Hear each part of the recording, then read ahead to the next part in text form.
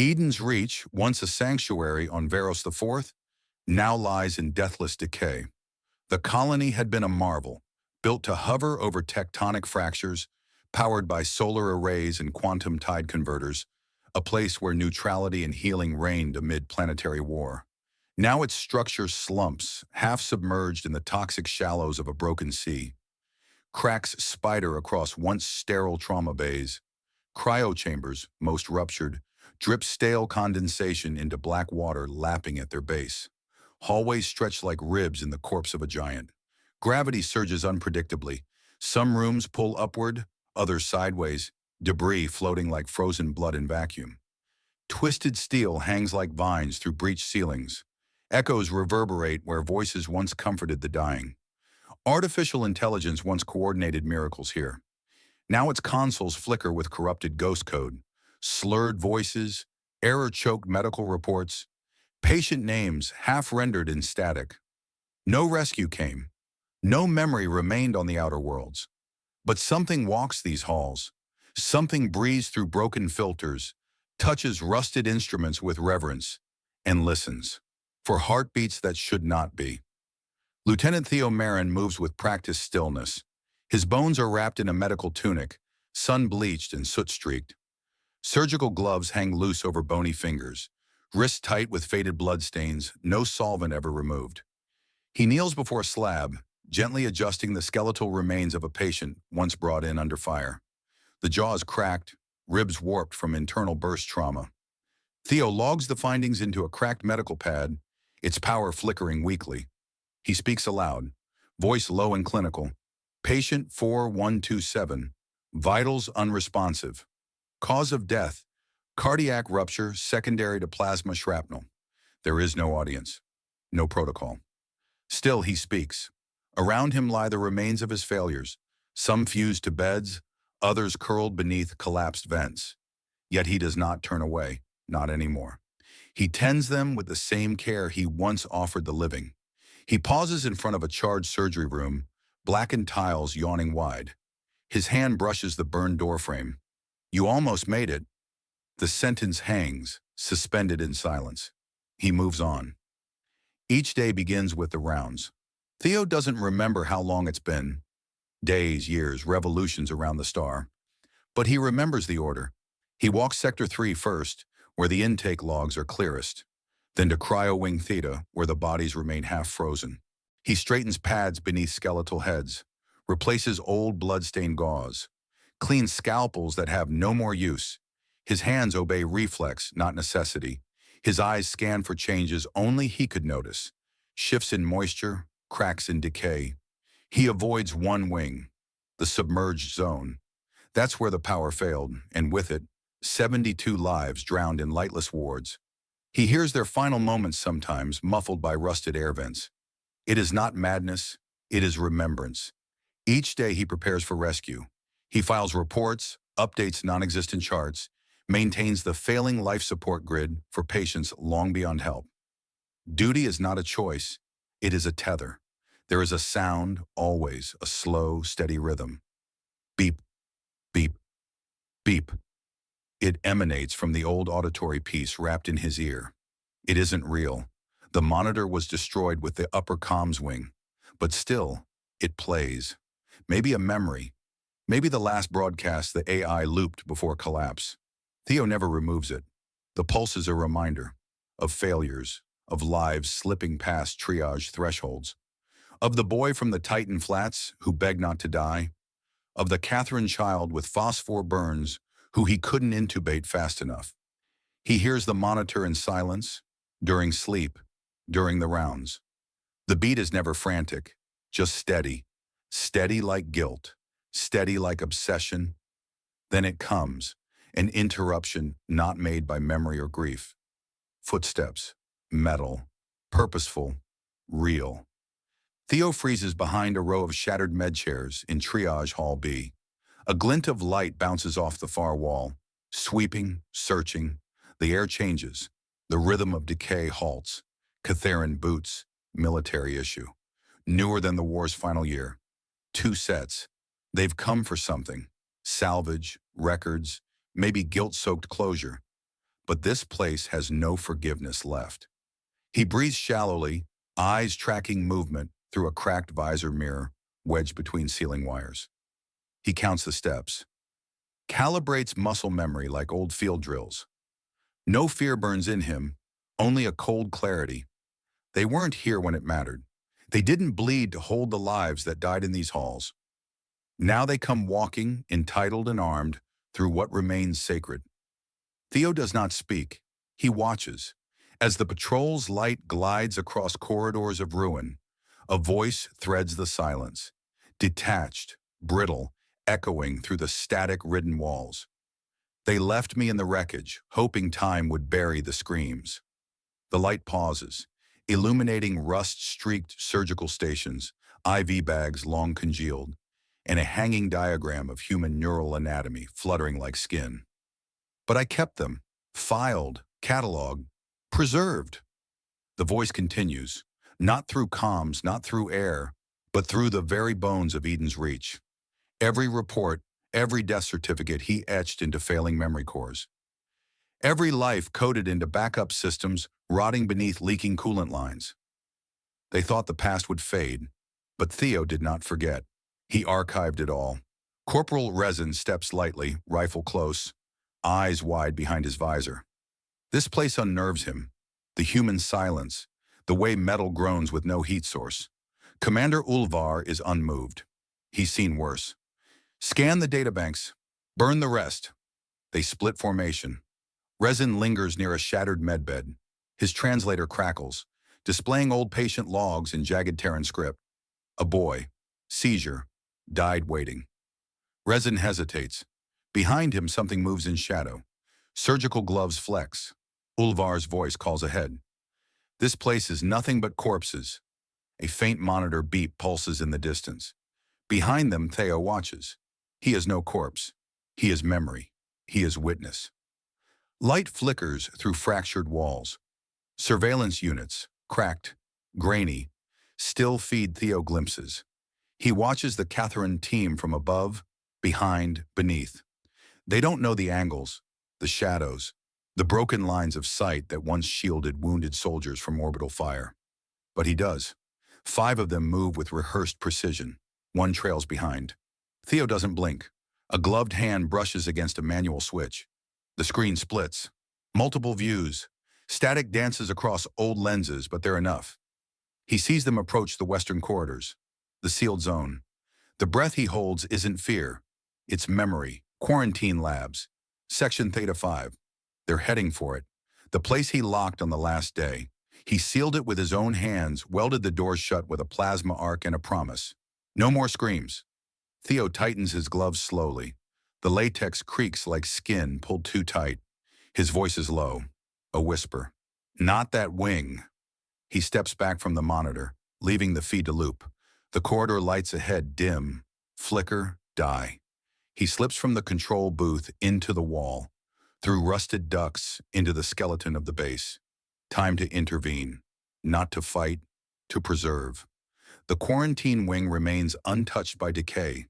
Its locks, hand-sealed, fused with Theo's last ounces of desperation.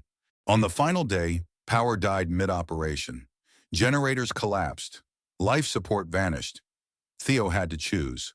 Open the wing and risk infection spreading, or close it forever. He chose silence. Behind the sealed doors lie corpses wrapped in makeshift biobarriers. Some are half-stabilized, cryo-frozen in breach pods. Others are still strapped to tables mid-procedure. The Catharans approach, unaware. Their language echoes off the walls, too confident. Scanning, cataloging, dismissing. Theo moves overhead, crawling through the upper maintenance shaft, feet whispering against dusted aluminum. He remembers their names, each patient, each scream, each final heartbeat. This isn't about strategy, it's about memory. He stops above the corridor junction, opens a faded hatch with surgical calm. Below, the lead soldier, Resin, separates, distracted by faint internal light bleeding from a half-powered surgical room. He radios his team, tone casual. They give no warning, no fear. They weren't here during the siege. They didn't hear the walls scream. Theo moves down the shaft like a scalpel sliding through flesh. The surgical bay glows faintly. Emergency LEDs flicker with red and green pulses, barely illuminating rows of pristine tools. Someone cleaned this room. Recently, every scalpel rests aligned. Tubes are coiled with mathematical care. Resin steps cautiously, his weapon down but ready. His gaze lingers on a diagram of Terran anatomy, circled in foreign ink. It hangs beside a list of patients, each name followed by a dash and a date. All of them share the same year. A cold puff of air touches his neck. He spins, too late. A sharp click, a hiss. Pain in his side. Resin slumps, vision narrowing. Theo stands behind him, expression unreadable. In one hand, he holds a rusted injector. In the other, a medical scanner already pulsing with data. Later, Resin wakes on a slab under clean white lights. His armor is gone. His wounds, minor lacerations, bruising, are bandaged with expert care. Around his wrist, a human hospital bracelet. It reads, Patient ID 3382, triage status. Yellow. He is unrestrained but disarmed. Above him, Theo writes into a cracked pad, glancing back every few seconds.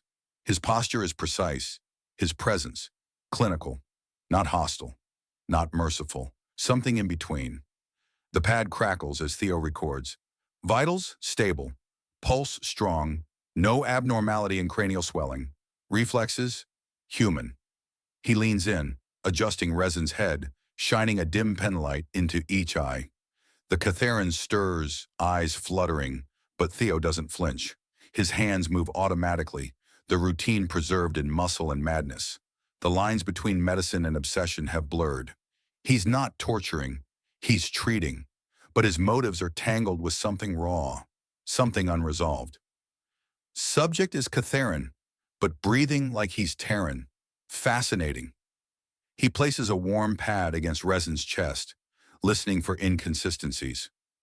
None. Yet he notes anomalies, psychosomatic tremors, slight pupil delay, elevated cortisol. Resin's breathing deepens. Theo gently tightens the IV line, adding a sedative buffer. No pain, no awareness. On a nearby table lie dozens of bracelets, all cataloged, color-coded, sorted by alien species. Each tagged, each logged, a ritual of remembrance masquerading as triage. He closes the report with a tap. Subject stable. Recommend further observation. And then he steps away into the shadows again. The clinic remains silent, immaculate, cleaned for memory, not mercy. The rest of the team finds Resin hours later, slumped but alive, vitals green. Ulvar kneels beside him, scanner humming. No trauma, no neural scars. He was sedated. Whoever did this didn't mean to harm. A soldier mutters about old defense drones. Ulvar doesn't believe it, but he says nothing. His orders are swift. Double patrols, lock down the exits, and secure the primary server core in the East Wing. He watches the others through the flickering corridor lights. They're nervous, jumpy. The silence presses harder now. Eden's reach doesn't feel abandoned anymore. It feels aware. Resin wakes slowly, mumbling fragments. Surgical room, voice like rust, bracelet. Ulvar's eyes narrow. He doesn't like ghosts, especially not ones who leave patients stabilized. He grips his rifle tighter and motions to the rest. Sweep every hall, strip the logs. If something's alive down here, I want it dissected. They don't know yet. This isn't a hunt, it's a test. And they're already inside the maze. The facility shifts, not by mechanics, by intention. Theo activates auxiliary junctions, 20-year-old tripwires now connected to makeshift alarms, oxygen canisters wired to burst valves, lights that flicker when pressure plates shift. He redraws old surgical schematics across walls with thick red chalk. Symbols of arteries and tendons loop over old fire maps. Words like resect and excise are written in medical Latin across hatchways. The corridors change. One-way bulkheads seal behind patrol teams. Airlocks hiss shut before they can be breached. The Catharans begin to separate. Their radios distort. Old hospital speakers activate intermittently, leaking partial logs. Code blue, patient loss, shock setting 3. Administer dopamine, Clear, clear. Every hallway smells of antiseptic and decay. Gurneys appear where there were none. Surgical tools hang from cords. Some drip. Theo watches from behind view panes, his breath-fogging glass that should no longer work. He draws diagrams as he moves, notes patient behavior, sets traps that are more psychological than physical. He is not their enemy. He is their symptom. The deeper they go, the more the station warps around them. Memory isn't just recalled, it's weaponized. They came for data. Now they are part of it.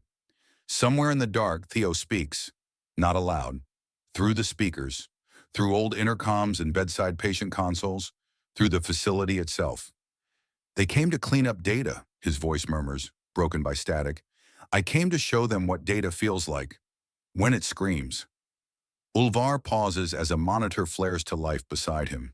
It displays an old vitals chart, heart rate spiking, oxygen crashing. The voice continues, softer now. They erased the living, left only reports. But I remember what those reports meant. The girl in Ward 7, the boy who called for his father as he bled out. In another hallway, a soldier screams. A surgical arm detached from its mooring now hangs limp with red chalk tracing its arc. It points toward nowhere. Blood-red footprints appear in places no one walked.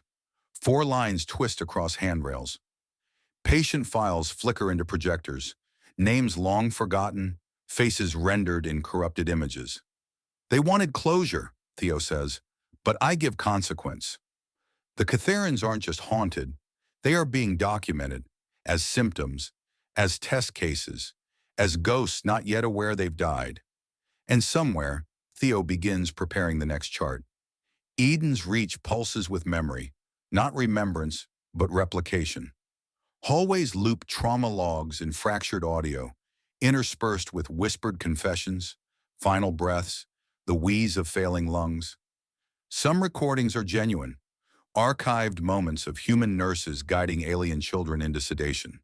Others are manipulated, composite screams, warbled sobs from both Catharan and Terran mouths, layered into indistinguishable agony. Each corridor becomes a half-truth nightmare. Lights flicker in heartbeat rhythm, every pulse sinking with dread. Doors open to rooms filled with echoing surgery footage, scalpels glinting, rib cages cracked open, voices shouting codes and eulogies in the same breath. Down one hall, a Catharan trooper stares at a hologram of himself from weeks earlier, dragging a wounded medic by the arm before discarding him behind a collapsing wall. He screams it's fake. The system doesn't respond. Theo navigates the ducts above. His body knows every corridor, every emergency hatch. His breath fogs the narrow steel as he watches the chaos unfold below. Pain teaches, he murmurs, not to the soldiers, but to himself. Eden is no longer a hospital. It is a crucible, burning away forgetfulness. Lieutenant Harrell's boot slips. The floor beneath her caves inward with a low groan of fatigued alloy. Her body crashes through the sterile gridwork, plummeting into darkness. She lands on twisted scaffolding 2 levels down, the impact snapping her femur like splintered bone china. Pain blinds her. She gasps, clutching her leg, fingers already slick with blood. Her radio stutters, a wash of static. No reply. Shadows press in, faint red lights pulse from an old wall console. Offline status, surgical wing designation. Then footsteps. Software deliberate.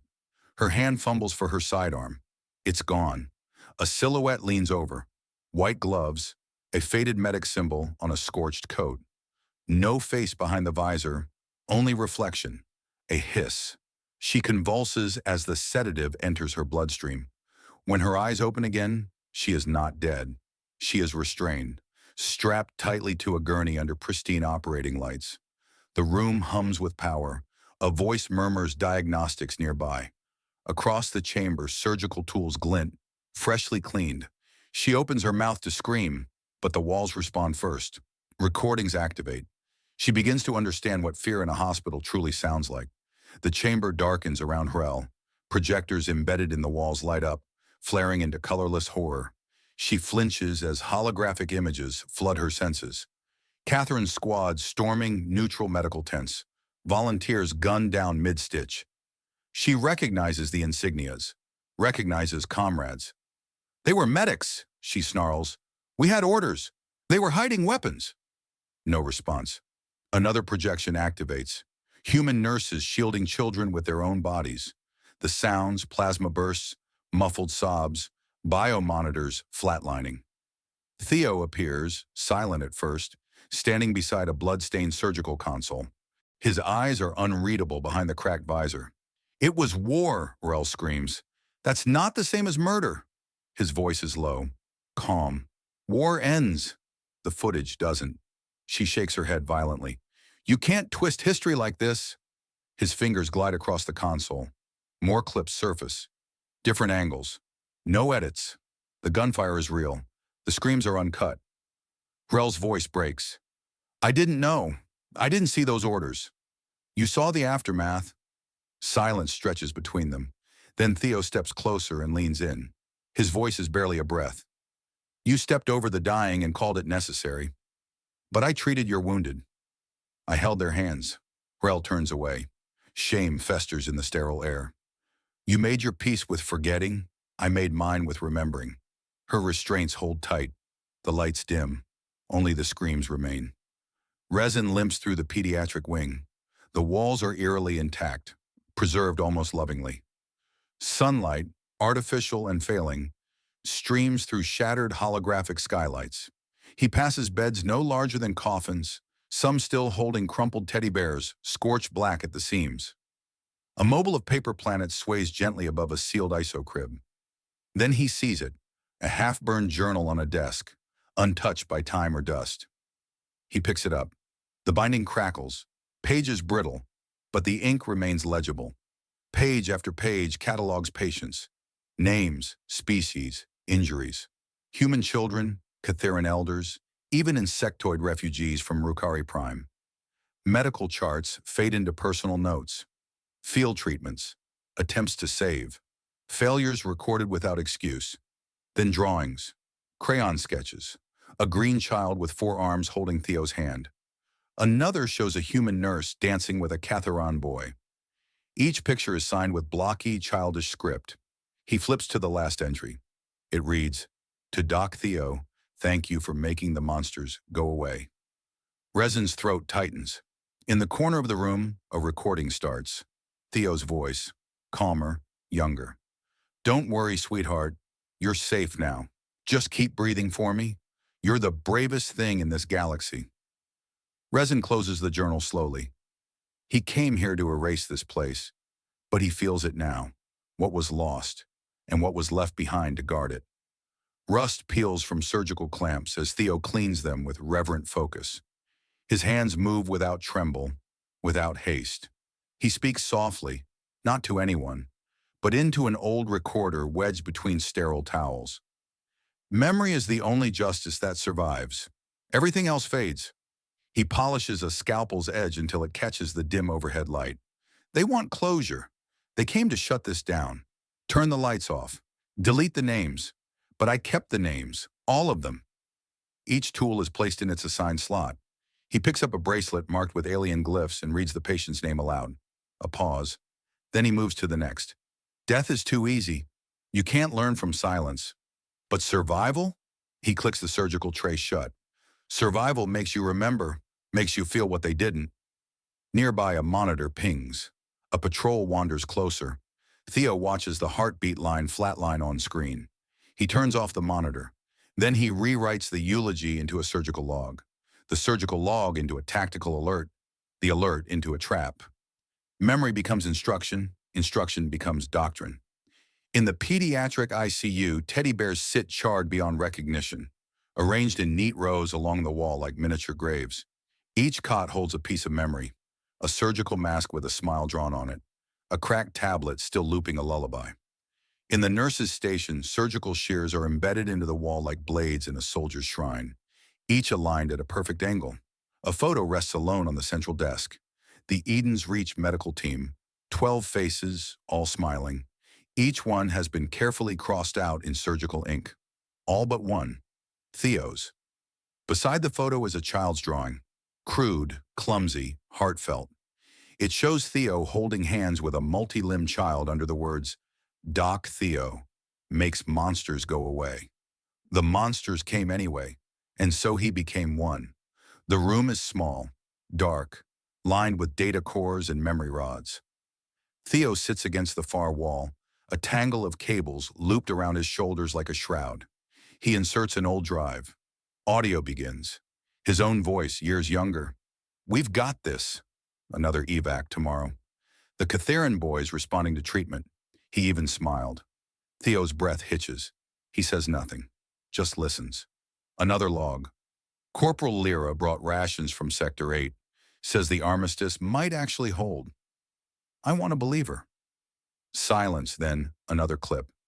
To anyone who finds this, don't blame them. We all made choices. I just tried to save who I could. Theo's fingers grip the drive tightly. Blood seeps from where cable sheaths dig into his skin. That voice, he whispers. That man. A long pause. He died in the fire. Theo opened his eyes. The lights flicker. Another log loads. This one from the night of the siege. Explosions, screams, automated alerts. The whimper of children. Theo's voice, broken, desperate, begging the generator to hold. He shuts it off, looks at his reflection in a dark screen. I'm what came back. No tears, just breathe. Then movement, monitors activating, intruders nearby. He stands, sharpens his tools. The past speaks, the present cuts. Lieutenant Harrell sobs beneath holographic firelight. Her restraints loosen, not from mercy, but to let her choose whether to flee or stay and remember. Resin kneels in the pediatric wing, surrounded by crayons, burned drawings, and truths too heavy for his young mind. Ulvar stalks the data core, rifle high, as walls close behind him. The facility warps into something unfamiliar, alive with intention, infected by memory. Theo's voice flows through the structure like oxygen through lungs. I once believed saving lives mattered. Footsteps echo in abandoned wards. Lights flicker over names engraved into floor tiles with surgical laser. I believed medicine was hope, that we could do better. Cameras twist, projectors ignite. But I watched them scream for help, and I watched the galaxy forget. Heartbeat monitors begin to sync. So now I remind them what it costs when they don't. Silence. Then the low hum of surgical prep systems engaging. A table unfolds. Straps unfurl. Light concentrates. The ghosts of Eden's Reach gather, and Theo prepares the next procedure. The ping was faint, sporadic, a pulsing thread in the static weave of Eden's Reach. Ulvar isolated the signal. Hrell's transponder, still active, echoing through sub-level channels deep in the cryogenic burn wing. He moved alone, armored boots grinding against oxidized floor panels. The deeper he went, the heavier the air grew. Anesthetic residue clung to every breath. Lights above flickered in erratic pulses, casting his shadow in fractured frames along corridor walls. His squad maintained calm silence. No distractions. This was personal now. Beyond the defunct trauma ward, he found the figure. Theo stood motionless near a ruined surgical array, framed by shattered cryopods and collapsed med rails. The medic's face, half obscured by a rebreather mask, revealed nothing, expressionless beneath the grime and history carved into his skin. Ulvar didn't hesitate. He activated a hidden dispersal node on his wrist console. With a hiss, gas began to fill the room, a nerve-deadening fog engineered to neutralize remaining defense AIs. Theo didn't move, didn't resist. Ulvar stared as the medic's knees buckled. End of the ghost, he muttered. And yet something about the stillness didn't sit right. The gas thickened, curling through shattered vents and old surgical incisions in the walls. But Theo didn't scream, didn't convulse. He dropped as if exhaled by the room itself, limbs slack, spine twisted, pulse absent. Ulvar advanced cautiously, scanning for hidden devices. His visor displayed no anomalies. Vital readings flatlined. No biological activity detected. He leaned close. Even now, the body smelled of antiseptic and ozone. What he didn't see, tucked beneath the faded surgical coat, embedded in the bruised skin, was a micro-injection port, still glistening from use. Minutes earlier, Theo had stood in the surgical alcove, preparing the injection. His hands didn't tremble. The neuroblocker cocktail was precise, measured to drop his system into a death-like stasis. No brain activity, no pain, no clues. He'd read the war logs, knew Ulvar's profile.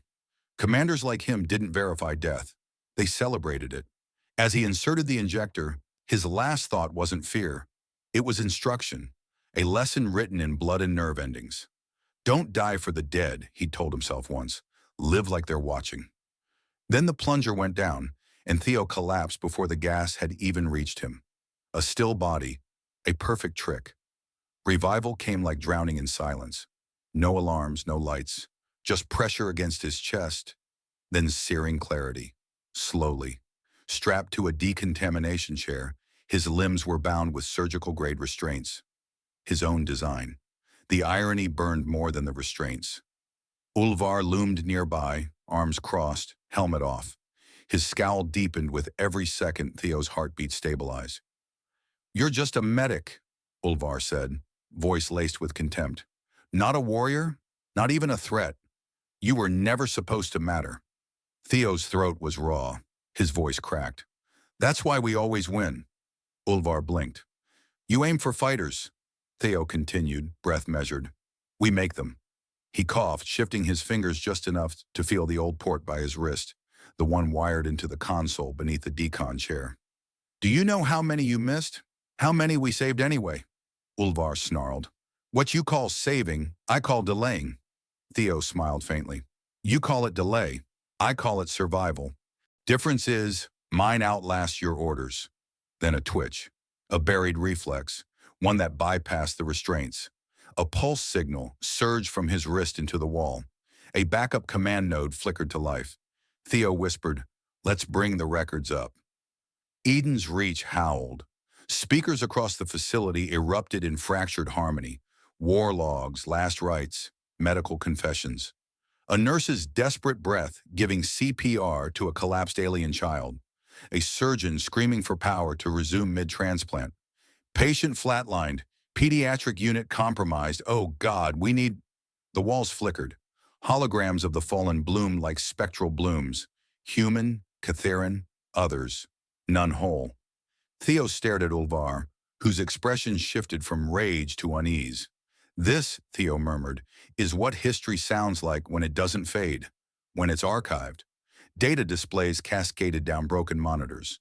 Ulvar covered his ears, but it didn't stop. The noise came from everywhere, etched into every terminal, every pipe, every untouched medbed. A child's voice cut through the chaos. "Doc Theo, it hurts. Am I gonna die?" Then the sound of silence that followed when the heart stopped. Ulvar turned toward Theo, trembling with fury. "Make it stop." Theo shook his head slowly. "I did once. I won't again." Resin moved through the chaos, guided by voices he now recognized. Not from training, but from memory. The journal weighed heavy in his pack. The drawings inside haunted him more than the screams outside. He found the decon chamber half obscured by collapsing tiles. A lone guard stood inside. Resin didn't hesitate. A clean strike. A silent fall. He entered. Theo slumped, wrists raw, face pale but defiant. Resin knelt beside him. "I read your journal," he said. "The kids. The nurse with the broken arm. You didn't run." Theo met his eyes. No malice. Just exhaustion. "You should have," Resin whispered. "I couldn't." Resin sliced the bonds. The sirens flared again. They had minutes. Theo pointed toward the waste chute behind the wall panel. "That leads to pediatrics." Resin nodded, and together they vanished into the dark. The pediatric floor ended in the teaching amphitheater, a circular operating theater with tiered rows, cracked screens, and a central table under surgical beams. Theo stood before the array, hands bloodied but steady. He accessed one final log. The floor shimmered. Holograms ignited. Footage from the final day played out in brutal clarity. Catheran troops storming into patient rooms, firing indiscriminately. Children screaming, 4 bags bursting, nurses shielding the young. Ulvar arrived moments later, weapon raised. "Enough!" Theo didn't flinch. "This was your legacy. I wasn't there. But you buried it. Ulvar lunged. Theo stepped back, drawing him beneath the autopsy dome. With a snap, the structure fell, pinning Ulvar under heavy steel braces, not crushing, containing. Above him, monitors projected casualty reports, each name accompanied by a flickering photo. Theo walked the perimeter slowly. I archived every name, every scream, every plea you ignored. Ulvar struggled. You're not a soldier. This isn't justice. Number, it's surgery. The dome above Ulvar turned into a mausoleum of data. Names scrolled down surgical steel, illuminated by soft red light. Catharin, human. Rukari, civilian. Combatant. It didn't matter.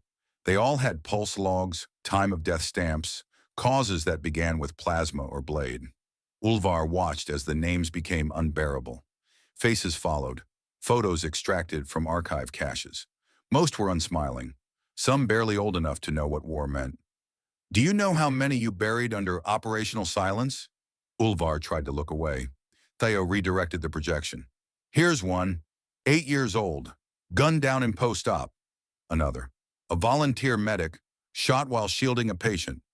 Ulvar muttered. I followed orders. I did what I had to. Theo crouched beside the dome, holding out a simple data drive. This is the original archive, untouched, uncut. He pressed it into Ulvar's hand. You can walk out of here, show them, or destroy it. Either way, you'll remember. He stood. Because I'm not your judge. I'm just the ghost they left behind. Ulvar said nothing. Only the names answered him. Theo didn't look back. Ulvar remained beneath the dome, the data drive heavy in his hand. Around him, names continued to scroll, bathing the chamber in red. Theo and Rezin climbed the old emergency lift shaft, moving slowly through corridors no longer hostile, but hallowed. Behind them, the screams had stopped. Only silence remained. Above, distant daylight filtered through the station's upper breach, gray and sterile, but free. At the final hatch, Rezin paused. If he destroys it, he won't. You sure? No. Theo looked back one last time. But now he knows who was watching. Then the door opened, and they stepped into air untouched by war. As the facility dimmed behind them, power flickered across long dead walls. The AI went quiet. The monitors stilled, but one remained active, displaying a single line of text. Archive upload complete. Theo's voice echoed in the silent aftermath. You wanted to erase me, to clean the slate, bury the wreckage. Footsteps across shattered tiles. But ghosts live in the things we hide. A whisper, a breath. And I'm the ghost you gave a name. The screen blinked off. Eden's reach went silent once more. Theo said nothing at first. He didn't offer instructions, didn't explain the drive's encryption, didn't recount the cost of what it contained. He merely held it out, thin, heavy with implication, and scarred by soot. Rezin reached for it slowly, hands trembling as if the data inside might burn through his skin. His eyes met Theo's and no words passed. There was nothing to promise, nothing to swear. It's yours now, Theo said softly. Memory doesn't ask permission. Rel stood beside the exit, gaze caught by the names carved into the corridor wall. Names of patients and volunteers, etched with laser precision into alloy. She looked at the ceiling, then the floor, then back at Theo. No apology, just breathe, just presence. Then she stepped outside with Rezin, the drive clasped between them like an artifact stolen from a holy place. Theo didn't follow. He didn't watch them leave. He simply turned back to the place he knew better than his own heartbeat. The choice had been given, and for the first time in years, he allowed himself to believe that was enough. The surgical wing was quieter than it had been in decades. Theo swept the floor in slow arcs, pushing debris into neat piles. Glass shards, burnt rubber tubing, fragments of shattered clamps. Each scrap handled like something sacred. He reconstructed one of the old prep tables, welding joints, realigning the plasma mount, even straightening the faded sheets. From beneath a sealed drawer, he retrieved a small religious kit, one he hadn't dared touch until now. It had belonged to a chaplain who died during the first orbital assault. Inside, incense sticks sealed in plastifoil, a single match, and a folded cloth bearing the Trinity symbols of Earth's unified mourning rites. He struck the match. The incense hissed, then released a scent of cedar, anise, and dry earth. It filled the sterile air with warmth, curling through the room like breath. Theo sat beside the table. In a new data log, he began writing. Not deaths, but survivors. Catherian names, civilians. Those who made it through because someone stayed behind. He added no comment. No ranks, just names. And as the smoke rose, Theo bowed his head. Not in prayer, but in presence. This ritual was for them, for all of them. Before the breach, before the silence. The ward had been tense but quiet. Ceasefire protocol activated. Catherian wounded were lined across the recovery hall, their breath shallow, their blood alien but thick with the same fear. Theo's team worked with urgency, not panic. He remembered Milena laughing softly as she double-checked a neurostabilizer, then giving her ration water to a Catherian soldier barely conscious. His exoskin was flaking. Burns had reached the bone. He reached for the bottle with a shaking hand. Drank, then smiled. Not with teeth or triumph, just with eyes, glassy, wet. A look of thanks, not survival. A moment that said, I see you. I won't forget this. Theo had paused at that. Time slowed around him. In that glance, the war seemed impossible, not because it raged, but because it didn't have to. Milena had whispered to Theo, they're just as scared. He'd nodded, but not known how deep that truth went. That soldier died 2 hours later. Theo had held his hand until the last pulse faded. That memory of peace in the middle of collapse stayed sharper than any wound. It was the only time he believed war might end in mercy. He played the recordings one last time. The audio crackled, full of laughter and exhaustion. Milena joking about ration bars, Nurse Tallinn arguing with the AI over dosage levels, a child's giggle in the background, someone drawing, someone breathing. Theo sat alone in the corner of the surgical wing, arms wrapped around his knees. His voice played back in bursts. Vital stabilizing. We might actually pull this off. Then Milena's voice, clear, warm. That's my third Catherian save today, Theo. When this war ends, I'm opening a bakery. Her laugh. His composure cracked. Tears slid down his cheeks slowly, almost surprised to find their way out. He didn't sob, didn't wail. He just wept. For her, for the ones who made it, for the ones who didn't. It wasn't grief, not really. It was release. When the log ended, he wiped his face with a sterile cloth, trembling hands smoothing it against his skin as if erasing years of numbness. He closed the file, renamed it, Voices, Intact. Then he uploaded it into the primary AI core, buried beneath 3 layers of security. Labeled the vault, Truth, unredacted, and sealed it.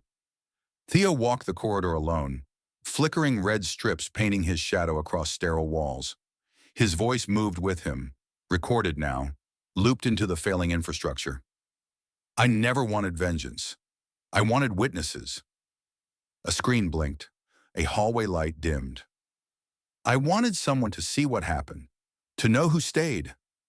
He stopped by the central lift, placing his palm against the door. The metal warmed beneath his touch. Maybe now I have them. Outside, the wind from Veros the Fourth stirred the edges of a ruined banner, once marked with the Eden's Reach sigil, white on gray, now stained in soot and memory.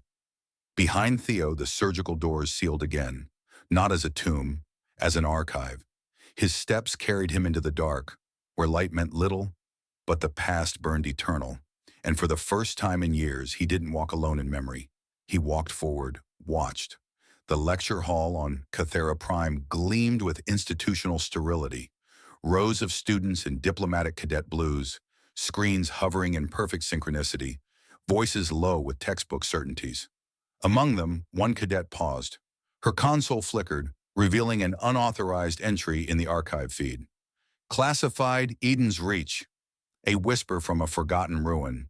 Her fingers hovered, then moved. The lock was ancient, pre-treaty encryption. She broke through with a few keystrokes. The screen pulsed once, then filled with fragmented video and a singular header. Theo Marin, final report. Behind her, the others leaned in. Amusement gave way to silence. A stillness born not from reverence but from fear of knowing too much. The cadet pressed play. A voice crackled to life. Calm. Human. Log 1. Screens bloomed across the room like unfolding grief. Footage played. Gurneys rolling through collapsed corridors. Pediatric units flooded in chemical light. Nurses screaming for backup while compressing shattered lungs. Children sang lullabies through oxygen masks. One student turned away. Another swallowed back nausea. No narrator guided them. Only raw logs. Only data unfiltered by politics or approval boards. A medic, unarmed, shielded an alien infant as plasma fire tore through the room. A nurse kissed a patient's forehead as anesthesia failed. The cadets said nothing. The room had become a place of witness. The dead did not rise, but they were no longer forgotten. Log 1. Patient number 1. Name: unrecorded infant. Wound: shrapnel to spine. Status: died in recovery. A pause, breath.